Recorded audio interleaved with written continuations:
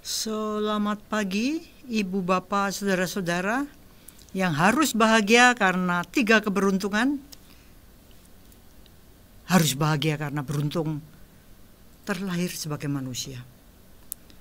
Harus bahagia karena beruntung ketemu Dhamma, ketemu ajaran kebenaran. Yang ketiga, harus super bahagia karena masih hidup, masih bisa mengumpulkan jasa kebajikan untuk pesangon pindah alam. Terimalah salam Dhamma dan Namo Buddhaya. Ibu, Bapak, Saudara-saudara, hari ini tanggal 1 Mei, saya menganggap itu hari yang luar biasa karena persis kita membuka lembar baru dalam bulan yang April sudah berlalu. Pas tanggal 1 jatuh pada hari Minggu. Jadi untuk ajaran anicca bagi diri saya sendiri, kalau ditanya kita kalau mati itu terus gimana? Ya langsung lahir lagi. Cara yang paling bagi saya pas gitu ya, itu kalender. Ini April sudah langsung selesai. Dan kalau April ini kita buang, maka otomatis langsung Mei lahir. Ya. Jadi mati bulan April, lahir bulan Mei. Seperti itu juga kehidupan kita kalau kita pindah alam.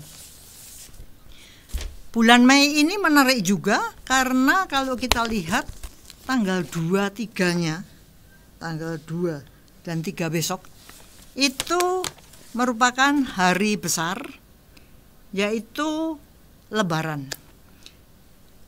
Saya senang sekali karena Lebaran itu merupakan tidak hanya satu culture yang religius, tapi juga culture yang sifatnya regional gitu ya, atau boleh dikata secara nasional gitu. Maka tidak peduli agamanya apa, kita menganggap itu hari besar kita bersama, bermaaf-maafan. Luar biasa ya, kita minta maaf dan kita memberi maaf. Kalau dilihat teorinya nandur, ngunduh, maka kita beri maaf dulu, baru minta maaf. Menarik itu ya. Secara spiritual, kalau kita lihat bagaimana pikiran bekerja, maka alangkah baiknya kalau bermaaf-maafan ini bukan cuma setahun sekali. Karena kalau kita lihat pikiran yang kena kebencian, kena kejengkelan, kena kemarahan, itu merupakan pikiran yang ruwet gitu ya, sesak gitu ya. Menderitanya langsung ke fisik aja, langsung tekanan darah naik dan sebagainya. Jadi ternyata kalau kita bicara soal maaf-memaafkan, itu di level pikiran sebaiknya setiap saat kita bersihkan. Artinya apa? Kita saling memaafkan dan minta maaf setiap momen. Begitu kan ya? Jadi happy terus sepanjang hari, sepanjang jam, sepanjang menit, sepanjang detik. Ibu, Bapak, Saudara-saudara, dalam rangka maaf-memaafkan ini, ada satu hal yang bagi saya membuat perenungan. Karena sekarang ini kelihatannya untuk pertama kalinya sesudah 2 tahun, itu kita bisa mudik gitu ya. Makanya lalu lintas padatnya sudah luar biasa. Kemarin Adi ke Jogja, mungkin waktunya macetnya udah kelihatan, gerengnya ini. Ada satu kerinduan ya, kalau saya terjemahkan, ada kerinduan untuk ini bermaaf-maafan, kebudayaan yang selama 2 tahun ini tidak bisa kita lakukan. Nah, kalau kita lihat betapa gembiranya orang-orang merayakan Lebaran, tetap ada orang yang agak terenyuh gitu ya. Aduh, 2 tahun yang lalu saya masih bisa sungkem sama Mas siapa, Mbak siapa, Pak D, Pak Lek, Bude, Bule, Tante, Om, Kakak, dan sebagainya. Tapi selama masa COVID, mereka itu pindah alam. Jadi ada keprihatinan bahwa kali ini saya tidak lagi bisa bersilaturahmi karena ada beberapa orang yang sudah mendahului kita, istilahnya begitu. Nah, hal-hal seperti ini membuat saya ingat mengenai apa yang beberapa tahun yang lalu itu sudah saya persiapkan, yaitu saya dan Wena menerjemahkan satu buku yang saya kasih judul Mati Itu Pasti.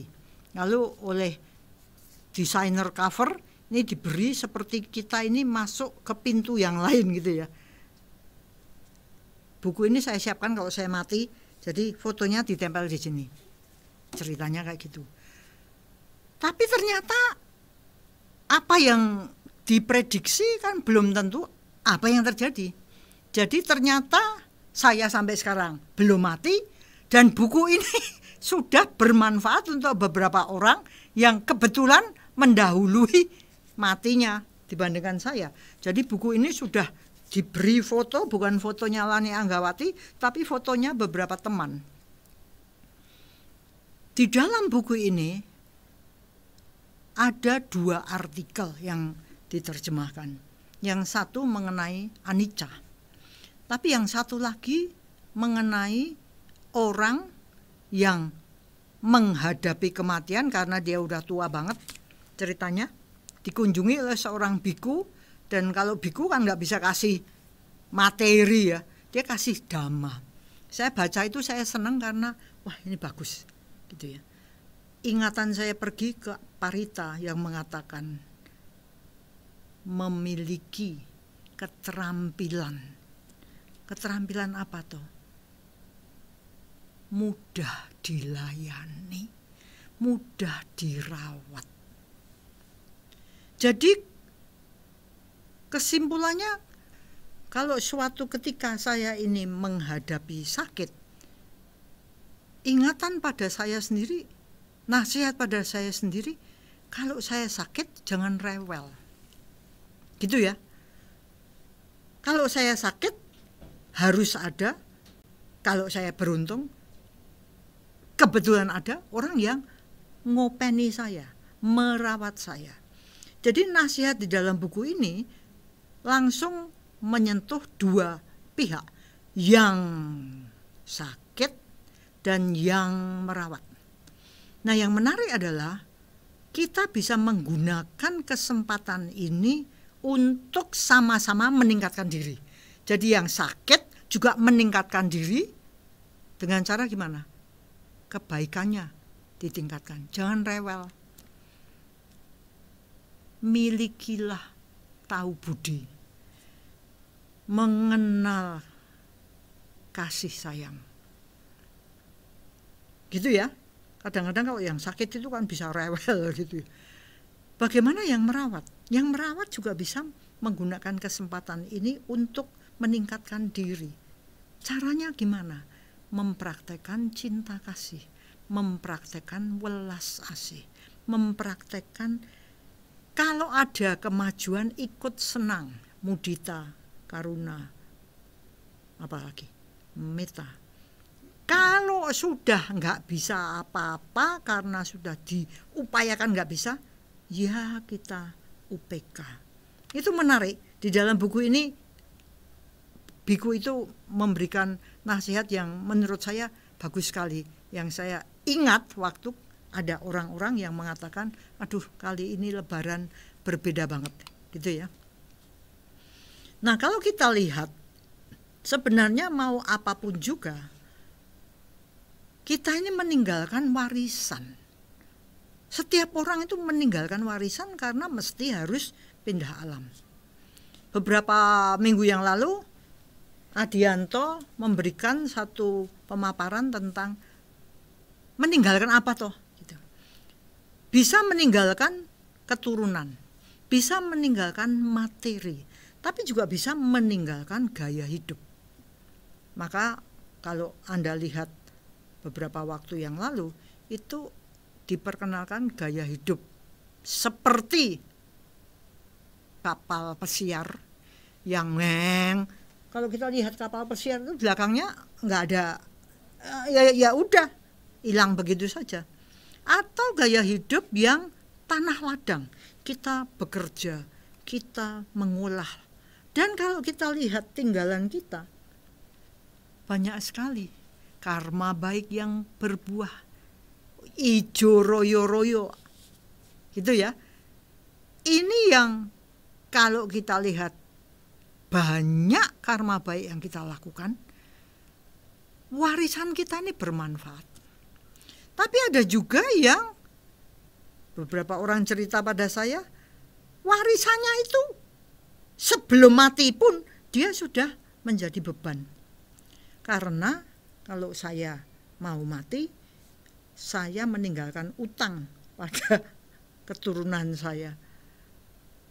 Atau saya menjadikan orang-orang di sekitar saya, keturunan saya, sapi perah harus untuk saya. Hal-hal seperti ini membawa satu perenungan bagi saya.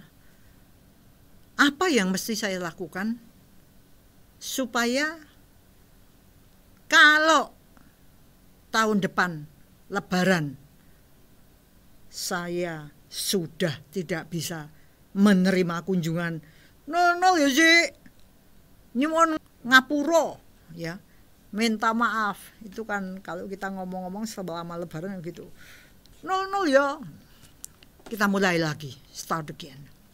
Maka penting bagi kita untuk mengetahui pentingnya kita punya tanaman. Tanaman itu berupa apa toh? Merit itu apa toh? Jasa kebajikan. Jasa kebajikan itu apa toh? Itu poinnya kalau kita melakukan karma baik. Nah, kadang-kadang kita lihat pada waktu orang itu masih sehat, masih punya kekuatan, kekuasaan, kemampuan, kesempatan, dia kurang berbuat baik selama masih sehat.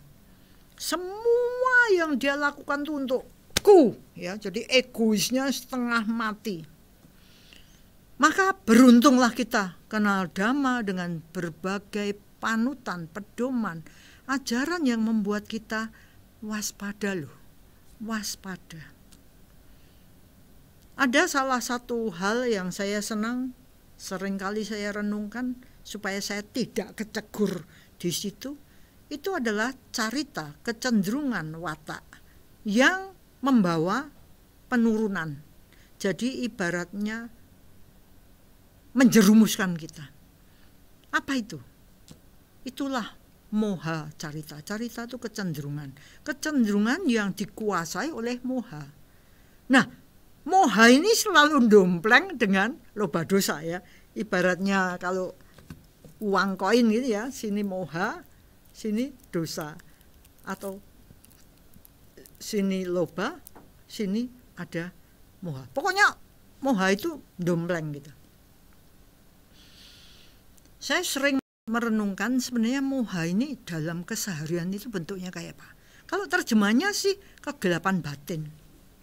Saya pikir gelap, namanya gelap. Itu kan lawannya itu terang ya. Jadi kalau orang Jawa ngomong padang dalane, jalannya terang.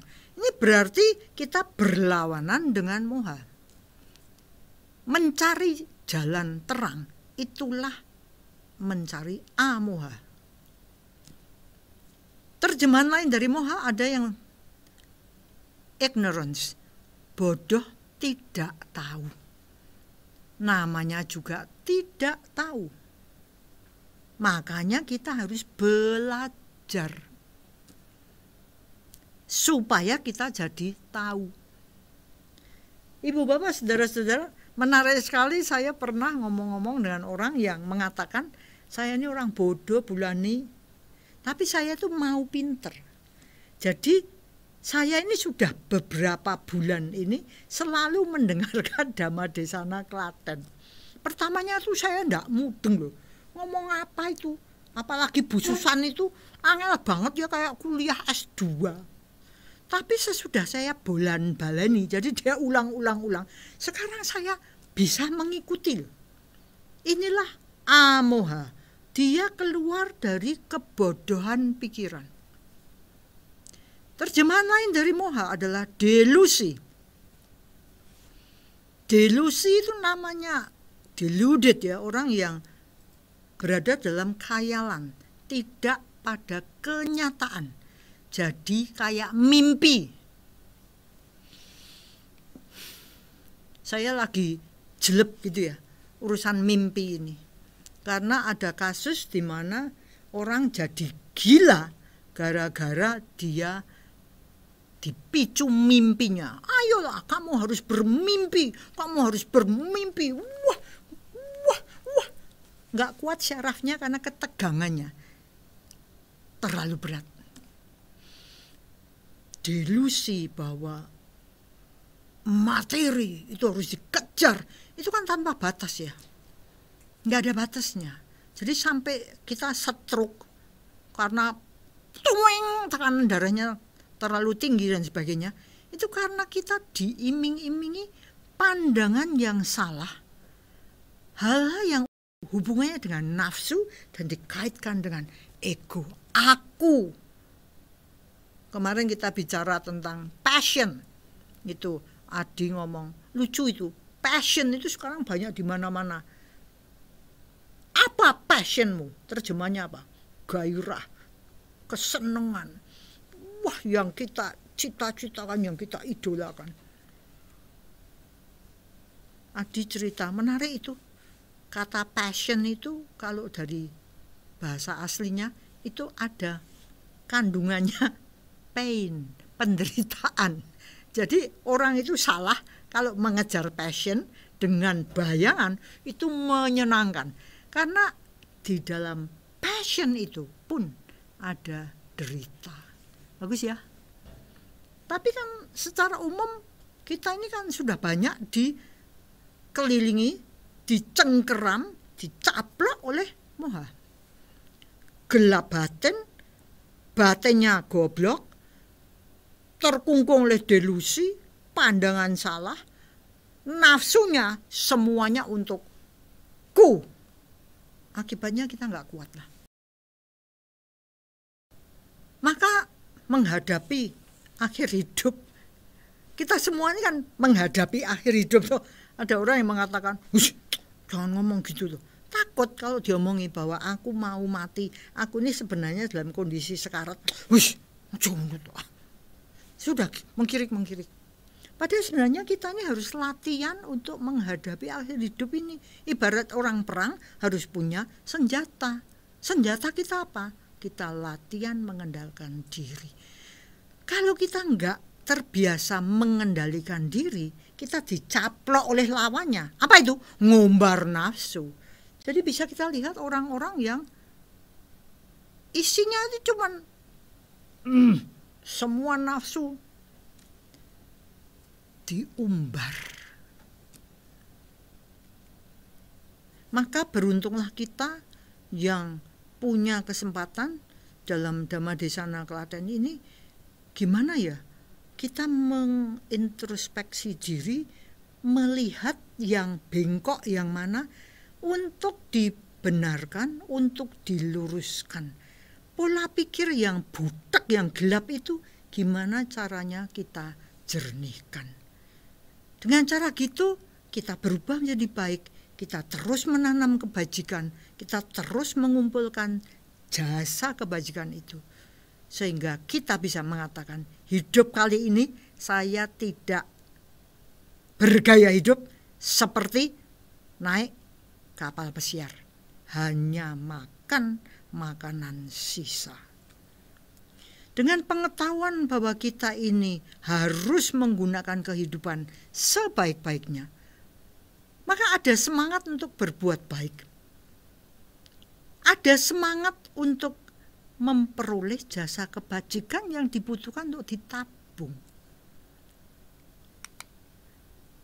Kita yang masih hidup, masih sehat, masih waras, cobalah kita bikin buku bank kehidupan. Kalau kita lihat di bank itu punya buku ya, masih ada ya, setor, bikin tulisan setoran, tarik, ngisi formulir penarikan. Kalau kita dalam dhamma, dalam karma, kita bisa ngomong kalau kita setor, itu artinya kita melakukan kebaikan. Kalau kita narik, artinya kita melakukan karma buruk. Cuman bedanya, kalau bank itu bisa diklopkan gitu ya.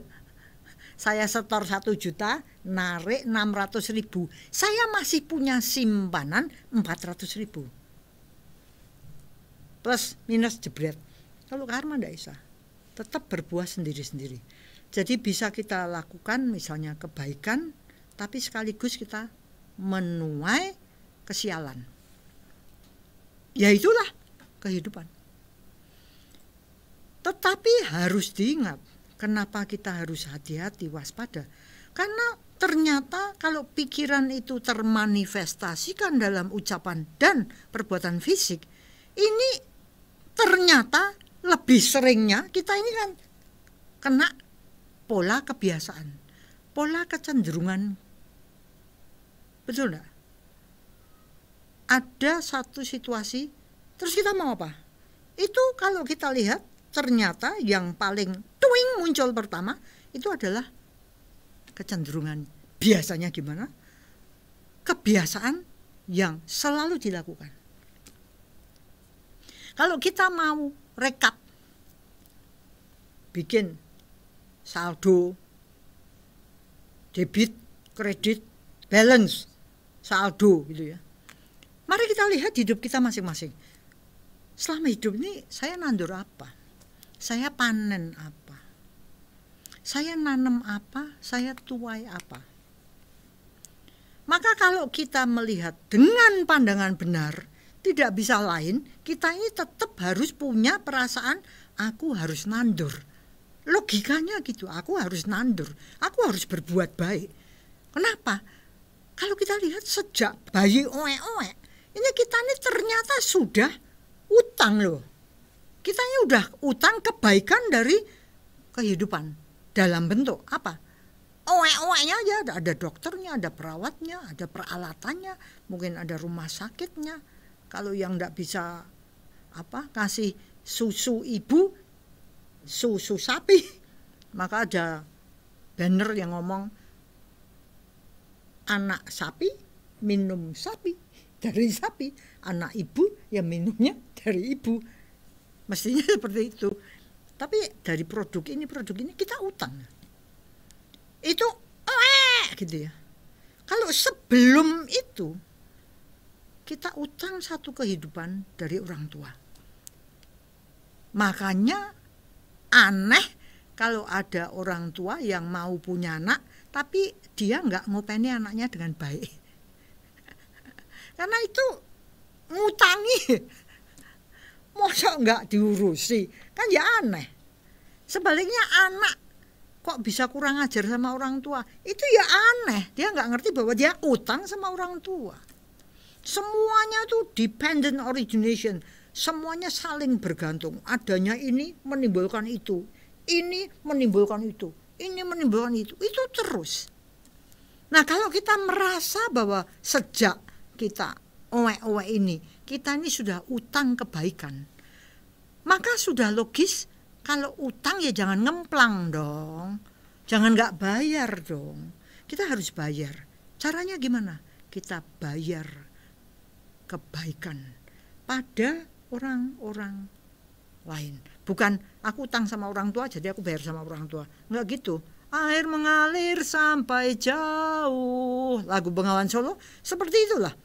Aku utang tapi pembayarannya tuh harus banyak bukan cuma satu doang, satu titik ke titik lain, bukan. Harus mengalir sampai jauh pada orang sekitar, pada keluarga, pada pekerjaan, pada apa yang di luar kita. Sekaligus juga kita utang pada diri sendiri. Maka diri sendiri ini harus diberi yang baik. Jangan diajari salah. Itu berarti kejam pada diri sendiri. Kita harus bayar pada diri sendiri ini, sayang pada diri sendiri ini dengan cara apa? Memberikan yang baik untuk diri sendiri juga. Bunuh diri itu nggak habis pikir itu. Berarti dia kejam pada diri sendiri. Dia tidak menghargai kehidupan sebagai manusia. Aneh banget gitu ya. Jadi pandangan benarnya harus kita sudah camkan dan kita ajarkan pada yang lain. Salah satu dari kebaikan yang perlu dicamkan pada diri sendiri dan pada lingkungan, kalau dalam dunia pendidikan ya pada anak didik, adalah bagaimana kita pastikan moha carita itu dipotong. Karena kalau moha carita ini dipotong, loba carita dan dosa carita itu katut kepotong otomatis. Maka dalam buku ini dikatakan merasa puas, mudah ditopang, mudah dilayani. Saya sekarang ini lagi beruntung punya tongkat yang membantu saya karena saya nggak bisa jalan. Lutut saya sakit. Gimana ya? Saya rewel enggak di dalam keseharian? Saya nggak tahu nih. Tapi kalau saya merasa puas, wah ya sudah 70 tahun onderdil ya, sudah koklok ya, sudah aus, ya wajar cari obat. Ada orang-orang yang Cilan pakai ini pakai itu, ya kita cari obat yang pas. Apakah saya mudah ditopang? Apakah saya mudah dilayani? Pertanyaan. Karena pasti tubuh ini rusak. Maka bagaimana kita melatih pikiran untuk gagah menghadapi apa yang terjadi. Kita gagah berjuang sebaik mungkin. Tapi di balik semua itu harus ada dhamma yang kita pegang. Yaitu apa? Alam ini punya corak anicca. Dulu sehat, sekarang nggak sehat. Dulu kuat, sekarang nggak kuat. Dulu gagah, sekarang nggak gagah. Anicca, semuanya berubah. Dulu sehat, sekarang nggak sehat. Itu wajar gitu. Jadi nggak lebay, nggak merengek, nggak pengecut, mendera, jeru campur debu, dramatis. Ya, kita ngerti duka. Dan karena kita kenal anatta, kita bisa ngomong yang sakit fisikku, tapi pikiranku enggak. Akibatnya apa? Menghadapi derita, pikiran tenang dan batinnya anteng. Dibandingkan dengan sisi lain, wow, kita mengembangkan loba dosa moha. Mau ini mau itu, ya, mau yang enggak ada. Dan ini menyebabkan orang-orang yang seperti itu menjadi orang yang sulit. Ini seperti bukunya Bu Susan.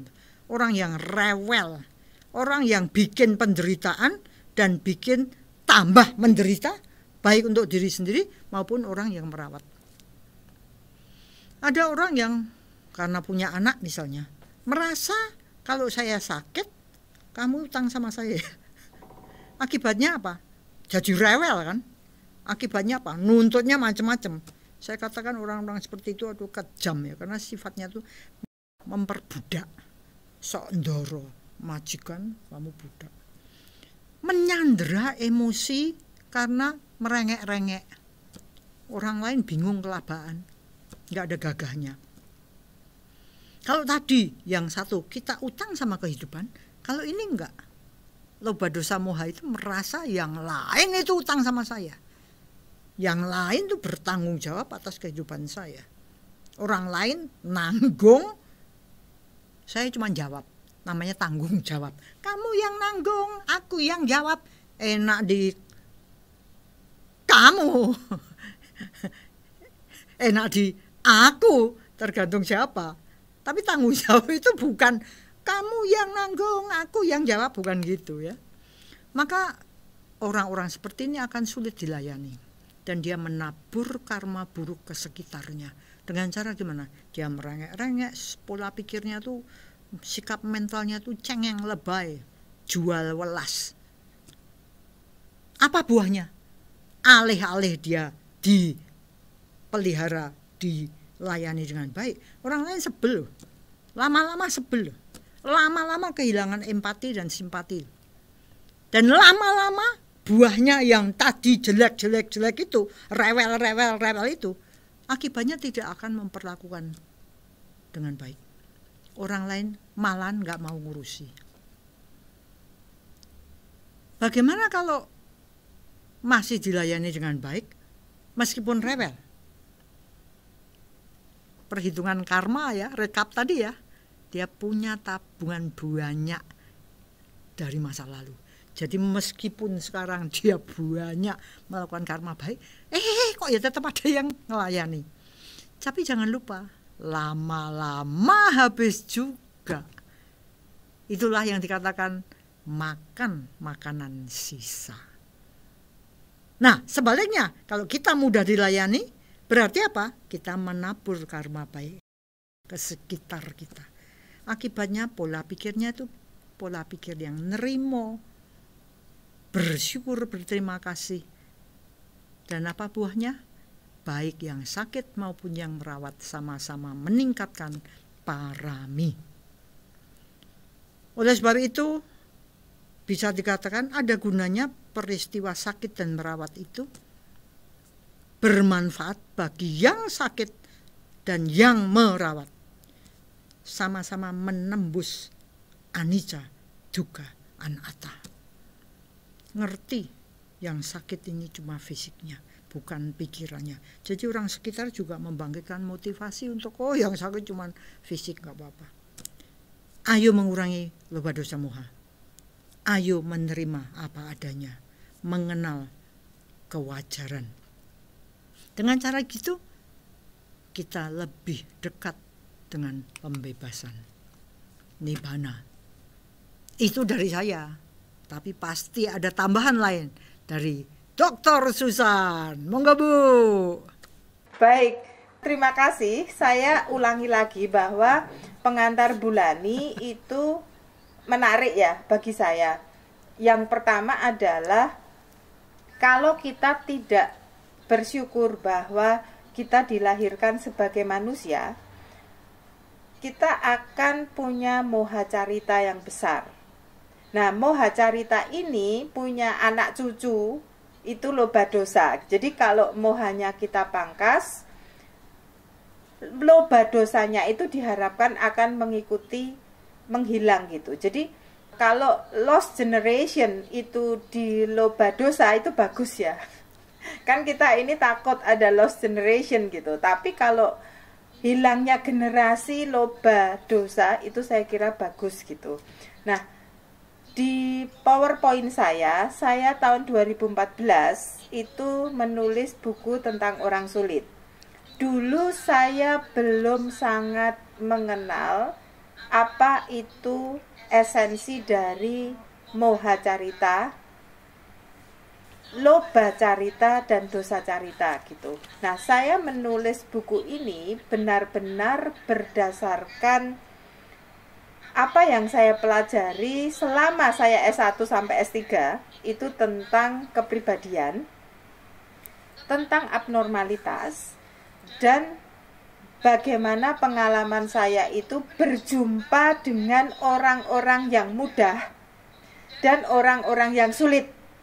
Dan tentu saja di buku yang saya tulis ini, saya berjumpa dengan diri saya sendiri yang menurut saya kadang-kadang bahkan sering itu saya juga masuk kategori orang sulit gitu.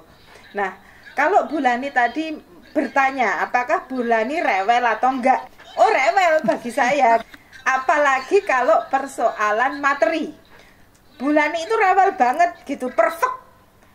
Bahkan saya yang orang psikologi kadang-kadang gak peduli dengan terjemahan. Tapi Bulani itu sejak sit in di kelas saya itu sangat peduli dengan istilah. Karena istilah itu bisa mencerahkan, bisa menyesatkan. Nah, sampai minggu lalu nih, saya lagi ada acara 7 hari kakak ipar saya. Bulani itu WA gitu, sejak siang agak sore itu Pak Sus belum pulang kayaknya waktu WA saya. Tapi saya bukanya tuh agak-agak malam, Pak Susnya udah pulang. Ini persoalan terjemahan gitu. Dan saya berterima kasih dengan kerewelan Bulani yang model ini. Karena hari ini di slide PowerPoint saya itu sudah clear. Istilah-istilah yang bisa menyebabkan salah interpretasi itu hari ini clear gitu. Dan saya berterima kasih dan bersyukur dengan kerewelan yang model ini ya. Seandainya saya itu tenggelam dalam moha carita, mungkin saya jengkel dengan masukan Bulani. Wong saya orang psikologi, Bulani itu orang bahasa. Kok mengkritik istilah psikologi yang saya terjemahkan loh ini.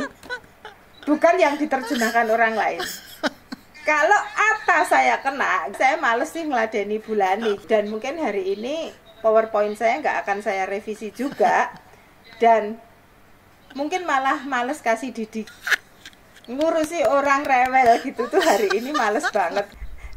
Jadi orang sulit itu bisa jadi saya sendiri juga sulit. Seandainya saya tidak memahami apa yang dimaksud Bulani dengan mengatakan bahwa terjemahan yang saya kerjakan itu kurang pas.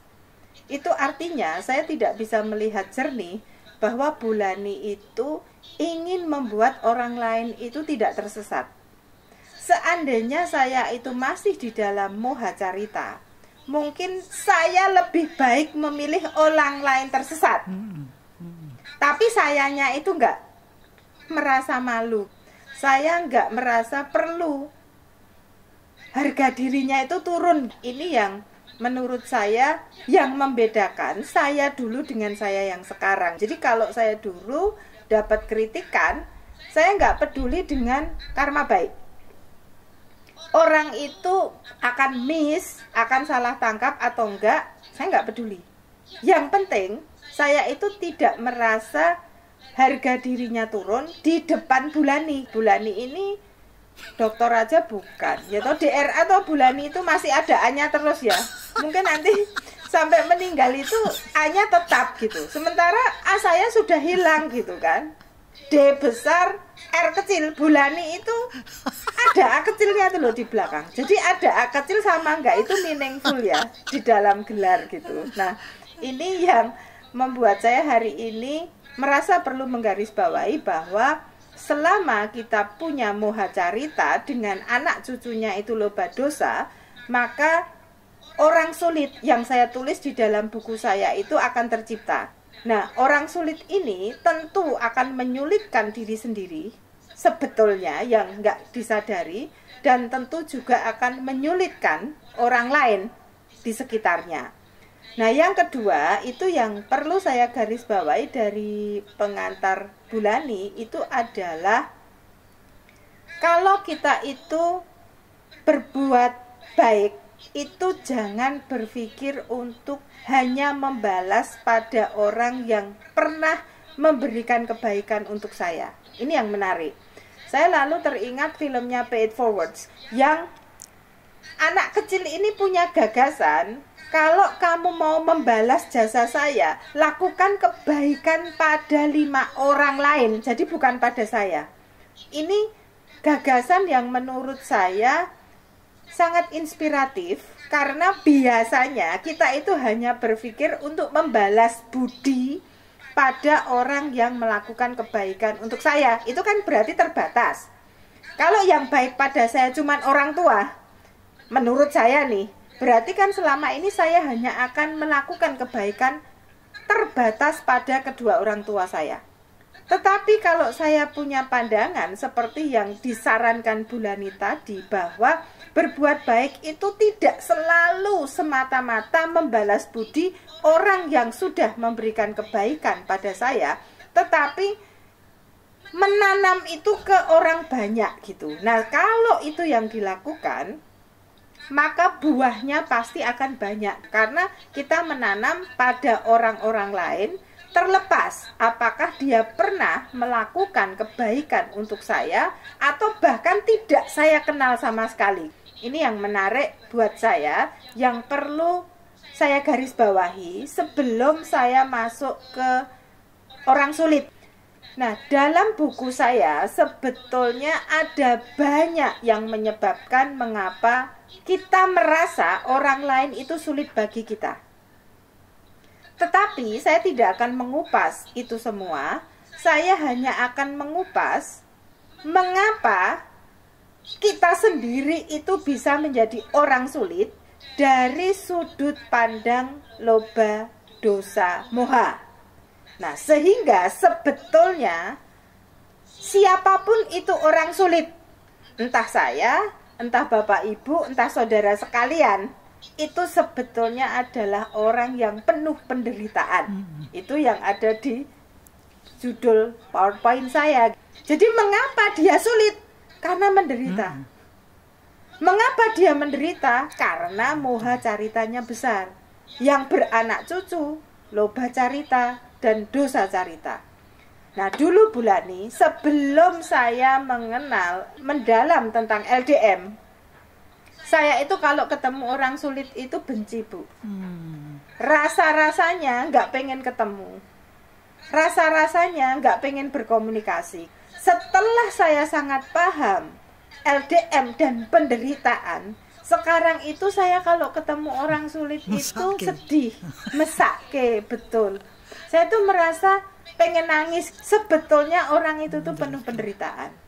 Dan saya belum tahu caranya membantu dia keluar dari penderitaan. Mengapa? Selama moha caritanya besar, mereka nggak bisa diangkat untuk keluar dari penderitaan. Nah, saya kan ya hanya bisa mendoakan ya, Bu. Dan saya bukan orang suci. Kalau bukan orang suci ya doanya kadang-kadang mujarab, kadang-kadang enggak gitu kan. Kalau dalam agama Kristiani, doa orang berdosa itu lebih mujarab. Karena ada Tuhan yang mendengarkan. Orang berdosa itu lebih mujarab karena Tuhan itu akan lebih mengasihi orang yang tersesat. Tapi dalam ajaran Dhamma, itu kan saya sendiri. Lah, apakah saya itu cukup suci atau tidak, itu nggak bisa ditolong orang lain gitu kan. Sehingga sekarang saya pun berubah pikiran. Kalau dulu saya semakin berdosa semakin bangga karena doa orang berdosa itu didengarkan. Nah, setelah saya mengenal Dhamma, kok nggak gitu ya? Berarti saya jangan banyak melakukan karma buruk. Karena doa orang yang banyak melakukan karma buruk itu kemujarabannya juga dikit. Sehingga kan saya nggak bisa juga membantu orang-orang lain dan makhluk lain untuk lepas dari penderitaan. Nah, ini mungkin kemajuan saya, Bu, untuk tidak berbuat banyak karma buruk. Karena saya sadar nggak ada yang bisa menolong saya dari dosa. Dosa dalam tanda petik yang selama ini kita pahami sebagai akibat perbuatan buruk. Di slide berikutnya, saya membahas, nah ini yang nggak ada di buku saya ya Bapak Ibu sekalian. Jadi kalau Bapak Ibu membaca buku saya nggak ada LDM. Ini hasil dari virusnya Putra Bangsa, sehingga hari ini saya juga memasang background itu Putra Bangsa. Itu saya baru saja dikirimi Bulani ya. Itu para donatur yang bisa membuat wajah Putra Bangsa itu begitu indah.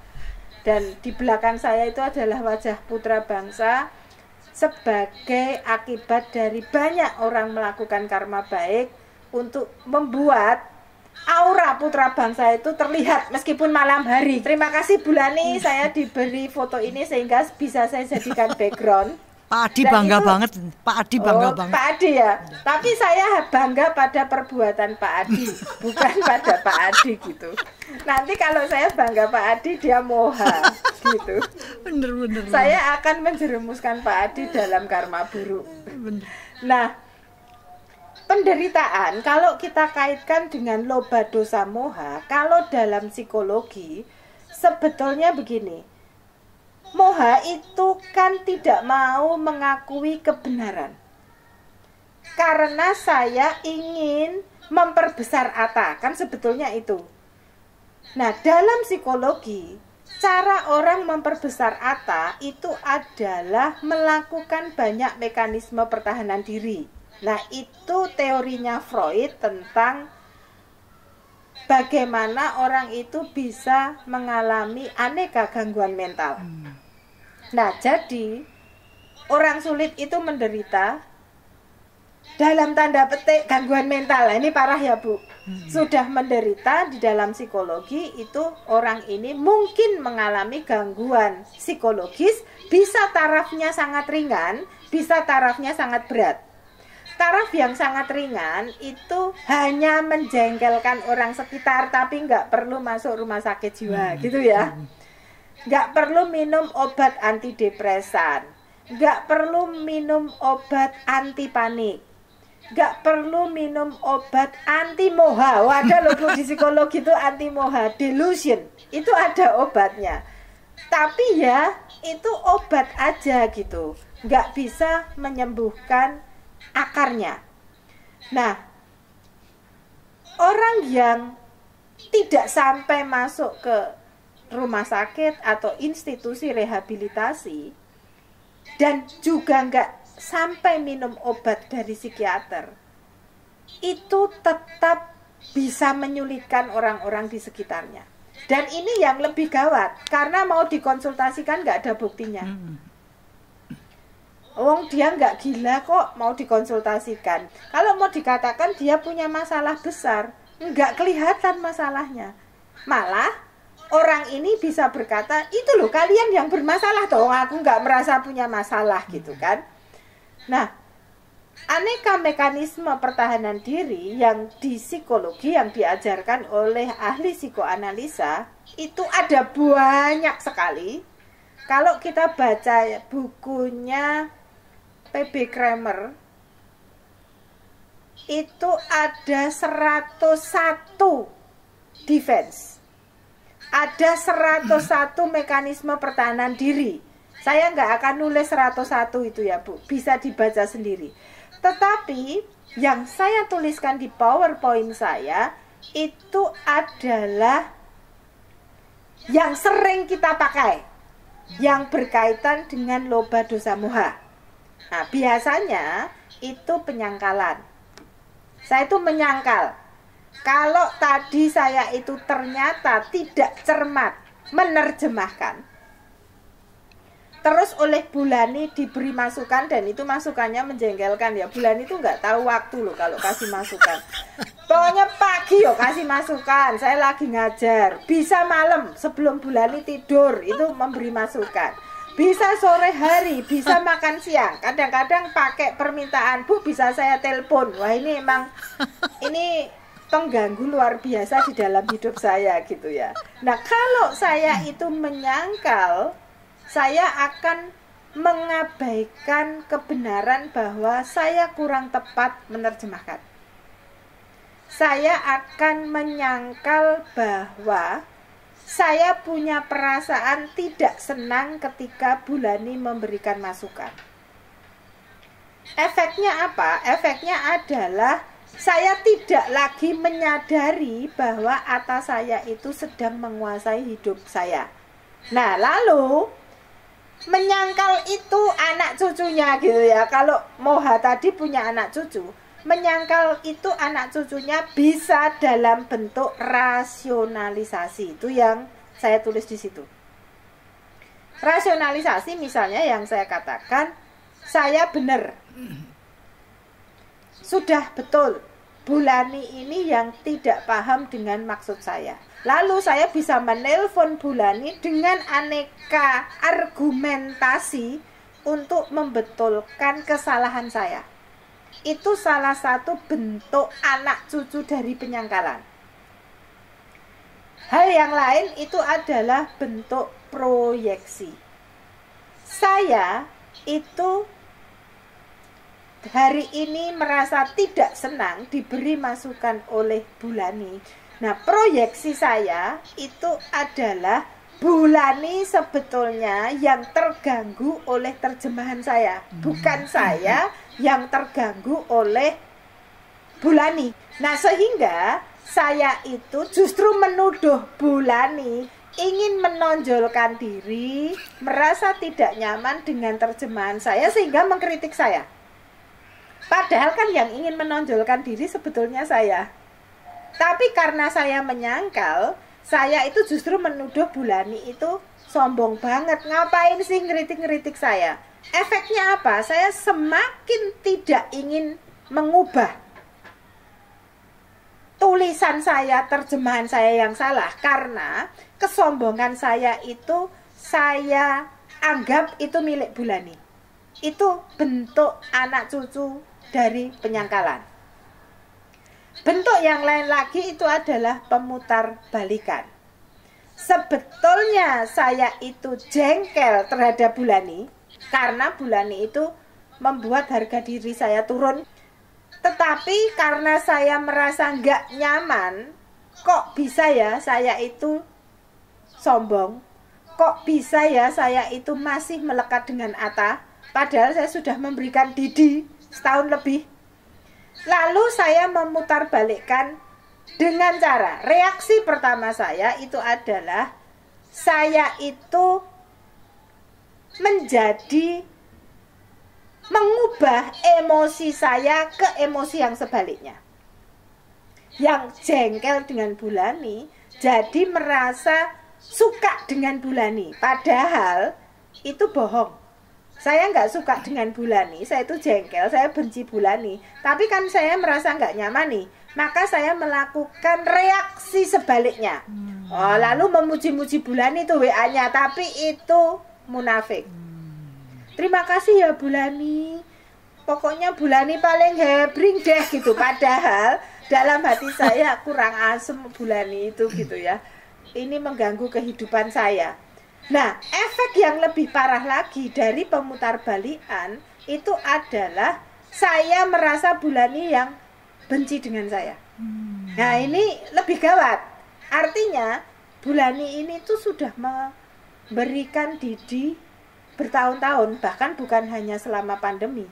Katanya juga sudah sekolah di Singapura, ya toh hebat toh itu. Ketemu guru-guru hebat, ketemu Eskuenke. Tapi kok masih penuh kebencian. Nah, ini pemutarbalikan yang paling ngeri. Bukan hanya sekedar saya munafik, pura-pura senang dengan Bulani, tetapi yang lebih gawat adalah masukan Bulani ke saya itu menurut saya itu kebencian terhadap saya. Padahal sebetulnya saya yang punya dosa kebencian dengan masukan Bulani. Nah, ini baru mekanisme pertahanan diri 4 ya. Bayangkan kalau 101 itu bisa kita gunakan loh, 101 itu secara bergantian. Nah, jadi dalam psikologi itu sebetulnya loba dosa moha itu bentuknya dalam mekanisme pertahanan diri. Dan itu jumlahnya baru 101 Bu. Saya nggak tahu nanti kalau ahli lain menemukan bisa juga 1001, 101 gitu kan. Nah, ini yang lebih mengerikan. Nah, apa akibat kita selalu pakai LDM untuk membesarkan Atta? Akibatnya adalah kita selalu main game dalam interaksi dengan orang lain. Nah, sehingga Eric Berne, seorang ahli psikoanalisa, itu sampai mengarang buku The Game People Play. Dia menangani banyak klien dan menemukan bahwa kesulitan berkomunikasi dan berinteraksi dengan orang lain karena orang itu menggunakan mekanisme pertahanan diri untuk menutupi kelemahan diri. Kalau dalam bahasa Dhamma, memperbesar atanya, maka di situ yang diungu itu memperjuangkan ata. Menggunakan komunikasi terselubung. Nah, ini yang game itu karena komunikasi terselubung. Nah, Bapak Ibu sekalian, komunikasi terselubung ini kalau dulu sebelum saya mengenal Dhamma, di buku saya itu pun hanya terbatas pada ini bikin orang rumit. Ini bikin interaksi kita dengan orang lain itu tidak sederhana. Ini membuat orang lain itu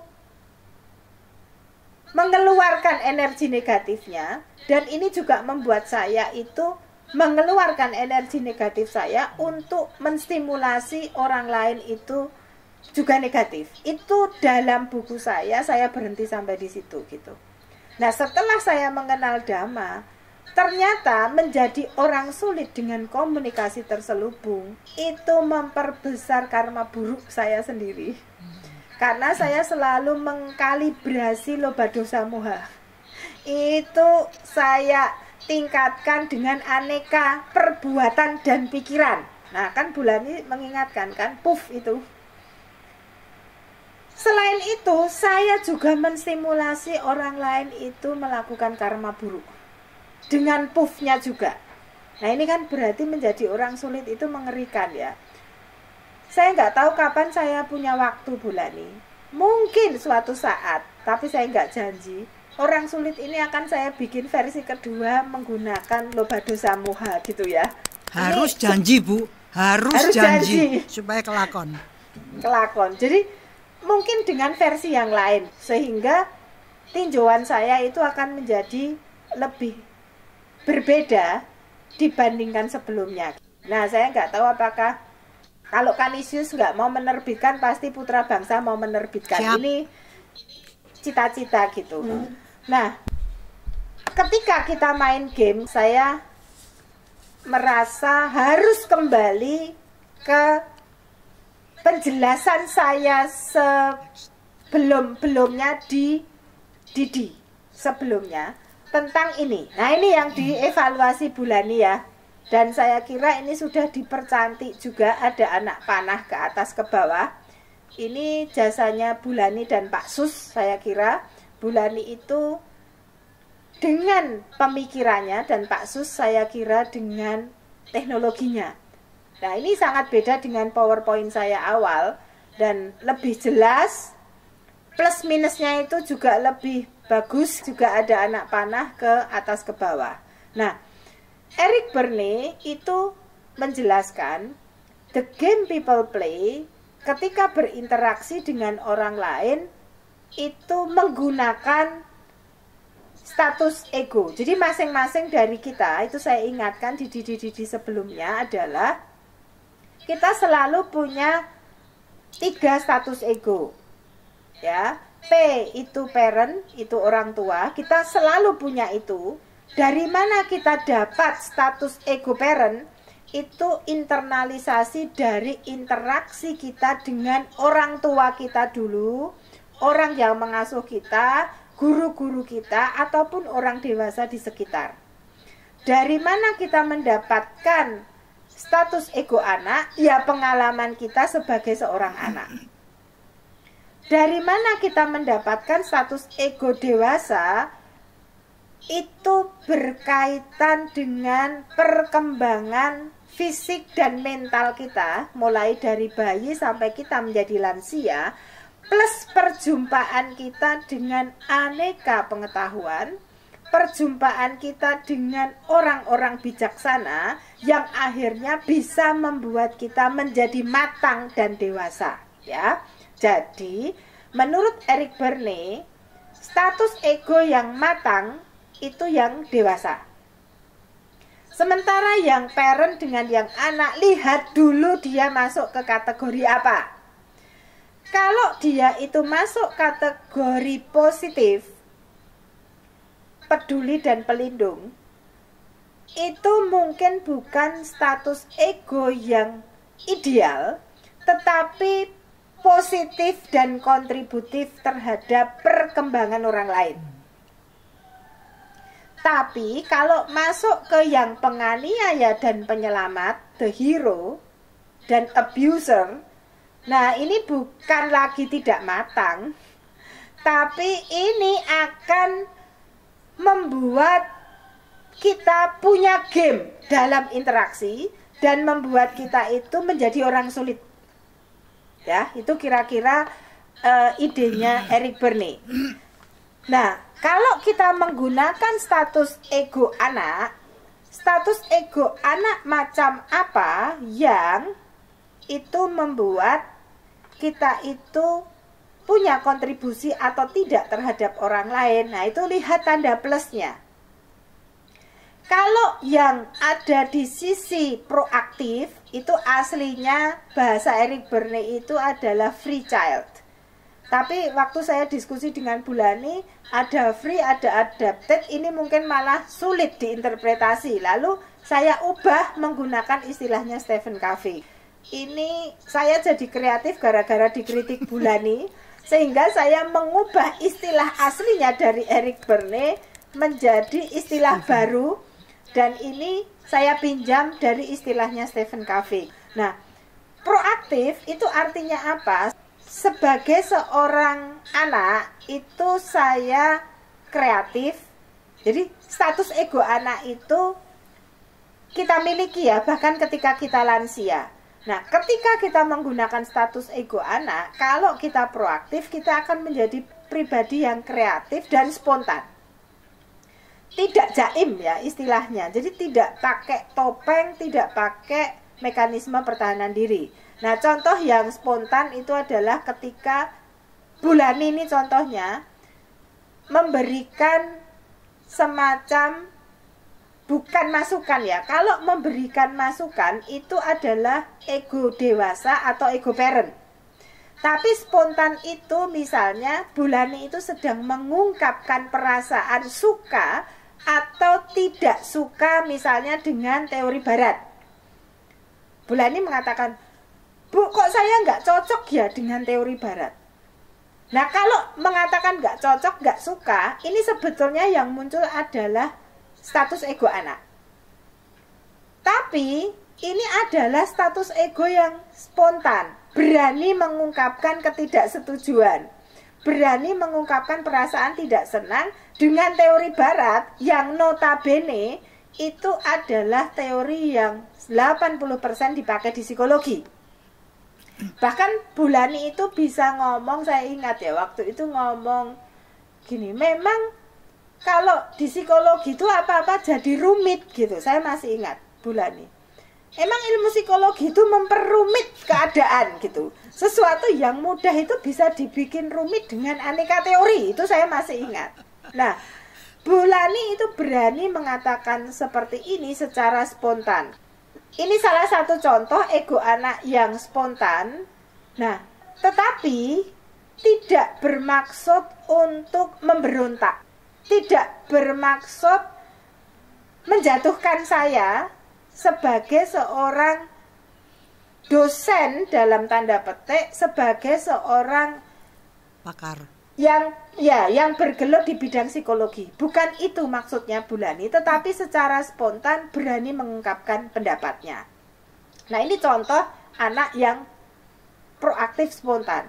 Dan ego anak yang kreatif itu adalah misalnya Bulani ini bisa mengusulkan, Bu, ini ide nakal saya ya, gimana kalau bla bla bla.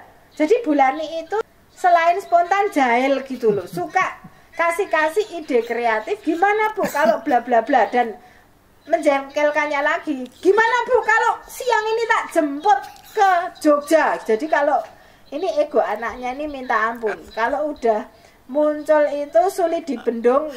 Tetapi baiknya adalah menjemput pun itu dilakukan demi ide kreatif. Sehingga ide kreatif Bulani di setiap akhir bulan untuk melakukan talk show itu akibat ego anak yang spontan dan kreatif dan memaksa gitu. Karena jemput saya aja itu dilakukan gitu ya. Jadi langsung ngatur jadwal. Siang ini wah ini saya makan siang aja belum sudah mau dijemput. Seandainya saya bilang, Bu, saya belum makan siang. Oh, saya yakin bulan ya nanti mampir Bu, gampang gitu ya. Ini ide kreatif dan spontan. Nah, ego anak yang reaktif itu yang manutan. Jadi takut dievaluasi. Ini kan menutup mata lagi ya. Kenapa toh kok saya takut dievaluasi? Kenapa sih saya nggak berani menunjukkan jati diri saya? Karena saya malu kalau kelihatan jeleknya. Maka biasanya manut. Nah ini istilahnya Bulani. Piye Bu, nek digawe manutan wae. Itu daripada adaptif, itu lebih sulit dipahami sebagai sesuatu yang buruk. Ya wes, lalu saya pakai manutan. Nah lalu pemberontak itu saya asal lu nggak senang. Bukan, kalau manutan itu asal bapak senang gitu. Saya melakukan apapun bahkan bisa melanggar prinsip asal orang lain senang. Kalau pemberontak itu sebaliknya, asal lu nggak senang gitu loh. Pokoknya saya akan melakukan segala sesuatu yang berlawanan. Nah, entah kita masuk dalam ego anak yang reaktif atau kita masuk dalam ego orang tua yang penganiaya atau penyelamat, itu selalu menggunakan game yang bikin orang itu salah sangka. Lalu yang berikutnya, ini beberapa model interaksi yang coba ditelaah oleh Eric Berne. Nah ini, yang bikin kita itu sulit, itu kalau kita itu menutupi ata dengan aneka model interaksi. Ya, yang terselubung itu gini, saya itu seolah-olah menggunakan ego dewasa saya yang matang. Misal nih, saya itu memberikan masukan pada Bulani ya, Bu, Bulani itu kalau memberi pengantar itu terlalu banyak detail, yang sebetulnya kalau detail ini dikurangi hanya berupa outline itu lebih mudah dipahami. Misalnya, itu kan seolah-olah saya itu adult ke adult, ya. Tapi sebetulnya saya punya hidden agenda. Saya itu adult terhadap anak-anak. Saya itu sebetulnya bisa adult terhadap anak-anak atau bisa sebetulnya anak-anak terhadap adult. Saya itu sebetulnya hanya mau balas Bulani yang memberi kritikan saya sebelumnya itu loh. Itu child ke adult, child rebellion ke adult. Jadi saya itu sebetulnya pengen balas dendam. Itu kan berarti child ke adult. Soalnya minggu lalu Bulani itu mengkritik terjemahan saya ya. Saya kudu tak kritik pengantarnya. Itu berarti child rebellion ke adult. Tapi gaya saya itu adult ke adult. Ya. Atau saya itu pengen adult ke child. Karena saya menganggap Bulani itu anak kecil. Nah ini kalau Bulani menjawab secara dewasa ragatro. Misalnya Bulani gini, oh ya Bu, gimana masukan Ibu? Wah rasa seneng, kecewa saya. Kok Bulani diberi masukan nggak tersinggung? Nah, saya lalu akan memberi masukan yang lebih menyakitkan supaya Bulani tersinggung. Kok Bulani masih nggak tersinggung? Nah, ini memang orang aneh kalau Bulani itu nggak tersinggung. Harapan saya di dalam game itu Bulani tersinggung.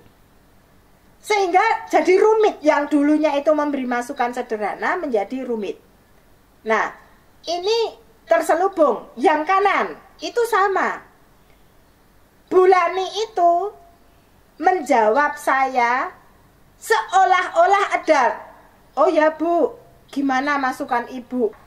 Wah setelah saya beri masukan dengan gaya child, Bulani ora trimo, gayanya child. Tapi nek menurutku loh Bu, orang ngono kuwi. Jadi akhirnya kita konflik child and child. Itu yang kanan. Jadi setelah itu endingnya kita berantem sampai urusan polisi. Ora paham sebetulnya asal muasalnya mana. Itu karena ada hidden agenda. Nah, yang silang ini adalah ketika Bulani misalnya maunya itu memarahi saya sebagai parent. Ya. Bulani mau memarahi saya sebagai parent dan saya diperlakukan sebagai child. Itu kan berarti Bulani main game ya. Karena ketika Bulani mengkritik saya, itu Bulani itu mau memperlakukan saya sebagai child.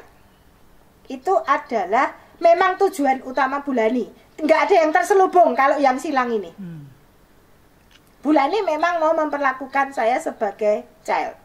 Nah, kalau saya sudah belajar Dhamma Desana, ya toh, saya nggak akan melayani Bulani. Saya akan menggunakan adult saya, dan saya sengaja tidak melayani parent Bulani yang abusive. Itu ke saya. Memang bagi Bulani itu tidak mengenakan. Tapi saya tidak masuk dalam gamenya Bulani. Maka yang silang ini sebetulnya penting, terutama yang adult ke adult. Nah, bagi Bulani saya orang sulit. Ora kepancing ya. Tapi itulah yang saya sarankan untuk kita gunakan. Jadi kalau ada orang ngegame, entah terselubung itu ya, atau yang komplementer. Nah, kalau komplementer tuh gini, Bulani memperlakukan saya sebagai child, Bulani itu parent critical, ngeritik saya. Saya sebagai child yang rebellion, wah mesti padu. Maka kenapa dulu ada sejarah Pak Adi dan Bulani itu sering bertengkar, itu mungkin ini. Bulani itu pakai critical, Pak Adi pakai rebellion.